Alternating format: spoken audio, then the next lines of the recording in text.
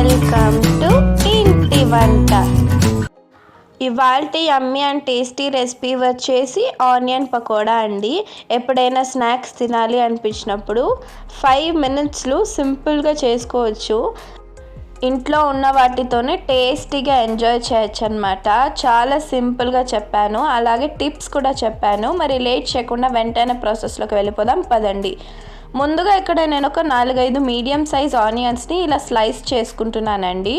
సన్నగా స్లైస్ చేసుకోండి, దానివల్ల ఈవెన్గా ఫ్రై అవుతుంది మన పకోడా అనేది. ఇప్పుడు దీన్ని ఒక బౌల్లోకి తీసుకోండి. ఆ తర్వాత ఇందులోకి మనం సన్నగా కట్ చేసి పెట్టుకున్న పచ్చిమిరపకాయల్ని వేసుకుంటున్నాను. అలాగే సన్నగా కట్ చేసి పెట్టుకున్న కొంచెం కరివేపాకు, అలాగే కొంచెం కొత్తిమీర చాలా సన్నగా తరిగి వేసుకుంటున్నాను అనమాట. ఆ తర్వాత ఇందులోకి 1 టీ స్పూన్ కారం, అలాగే ఒక 1/4 టీ స్పూన్ అంత పసుపు, 1/2 టీ స్పూన్ వరకు జీలకర్ర పొడిని, అలాగే ఒక 1/4 టీ స్పూన్ అంత వాముని వేసుకోండి. మన పకోడాలో వాము టేస్ట్ అనేది చాలా బాగుంటుంది, మిస్ చేయకుండా వేసుకోండి. మంచి ఫ్లేవర్తో చాలా బాగుంటుంది. అలాగే ఒక 1.5 టేబుల్ స్పూన్ వరకు అల్లం వెల్లుల్లి పేస్ట్ని కూడా వేసుకొని, కొంచెం రుచికి సరిపడా ఉప్పును వేసుకొని బాగా స్క్వీజ్ చేస్తూ మనం బాగా పిసకాలన్నమాట దాన్ని.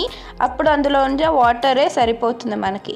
ఇప్పుడు ఇందులోకి 2 కప్పుల వరకు శనగపిండిని, అలాగే ఒక 1/4 కప్ అంత బియ్యం పిండిని తీసుకొని బాగా మిక్స్ చేసుకోండి. మనకి వాటర్ ఏమీ వేయొద్దు, అందులో ఉన్న వాటరే సరిపోతుంది. కన్సిస్టెన్సీ అనేది ఈ విధంగా ఉండాలి. బియ్యం పిండి వేయడం వల్ల చాలా క్రిస్పీగా వస్తుంది.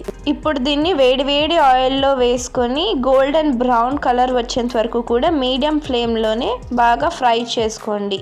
ఈ విధంగా వచ్చింది అంటే మన పకోడా అనేది రెడీ అయిపోయింది.